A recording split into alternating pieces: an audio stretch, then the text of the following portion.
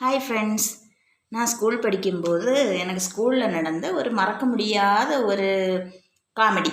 அதை உங்கள்கிட்ட ஷேர் பண்ணலான்ட்டு இருக்கேன். இப்போ எனக்கு அது ஞாபகம் வந்துச்சு.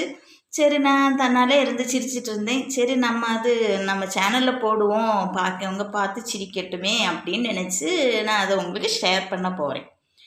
என்னென்னா, எங்கள் ஸ்கூலில் இருந்து இந்த ஸ்பீச் இருக்குல்ல, பேச்சு போட்டி இருக்குல்ல, பேச்சு போட்டிக்கு வேறு ஸ்கூலுக்கு கூட்டிகிட்டு போகிறாங்க. நான் ஒரு பேச்சாளர், அப்படின்னா பெரிய பேச்சாளர் கிடையாது. அந்த பேச்சு போட்டி, எல்லா பேச்சு போட்டிக்குமே நான் பேர் கொடுப்பேன், சேருவேன். அப்படி ஒரு பேச்சு போட்டிக்கு நான் பேர் கொடுத்துருக்கேன். நான் இங்கிலீஷ் ஸ்பீச்சுக்கும் தமிழ் பேச்சு போட்டிக்கும் பேர் கொடுத்துருந்தேன். எங்கள் ஸ்கூல்லேருந்து ஒரு 25 பிள்ளைங்க சேர்ந்துருந்தாங்க. எல்லாரையும் ஒரு வண்டி பிடிச்சி கூப்பிட்டு போனாங்க. எங்கன்னா மணலிக்கரையில் ஒரு ஸ்கூலு. நான் 8ஆம் கிளாஸ் படிக்கும்போது நடந்த விஷயம். கூப்பிட்டு போனாங்க. நானும் வேறு அப்படி இப்படின்னெல்லாம் படித்து வச்சுருந்தேன்.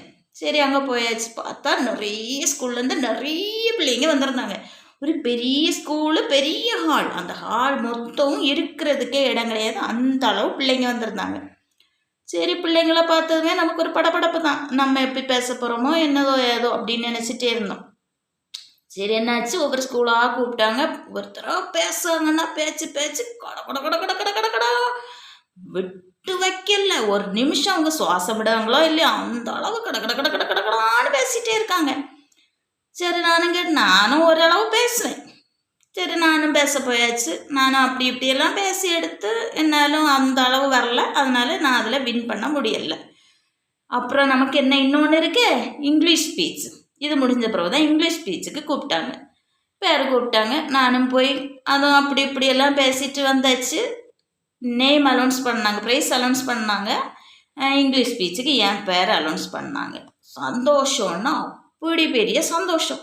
ஏன்னா அடுத்த ஸ்கூலில் போய் இங்கிலீஷ் ஸ்பீச்சுக்கு நம்ம ப்ரைஸ் வாங்கிட்டு வந்துட்டோமே அப்படின்னு உள்ள இதில் பயங்கர சந்தோஷம். வீட்டில் சொல்லி பக்கத்தில் உள்ளவங்க தான் ஸ்பீச்சுக்கெல்லாம் எழுதி கொடுத்தாங்க.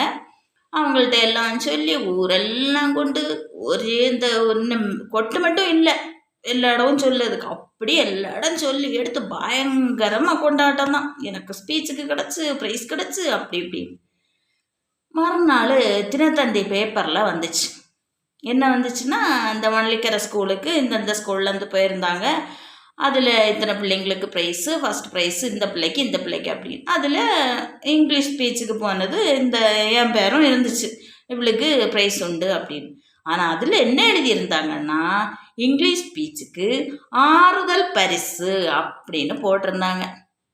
இந்த ஊரில்னு பார்த்துட்டு நம்ம வேறு நேரத்துக்கு பயங்கரமாக எல்லாத்தையும் சொல்லிட்டோமே. எல்லாரும் என்ன நீ பெரிய ஃபஸ்ட் ப்ரைஸு அப்படி இப்படின்னு சொன்னால் ஆறுதல் ப்ரைஸுன்னு போட்டிருக்காங்க, என்ன யாருன்னு. நம்ம யார் விட்டு கொடுப்போமா? இல்லையே, எனக்கு ஃபஸ்ட் ப்ரைஸ் தான் மாற்றி போட்டிருப்பாங்க, அப்படி இப்படின்னு எல்லாம் சொல்லியாச்சு. என் தங்கச்சியும் அதே ஸ்கூலில் தான் படிக்கிறாள்.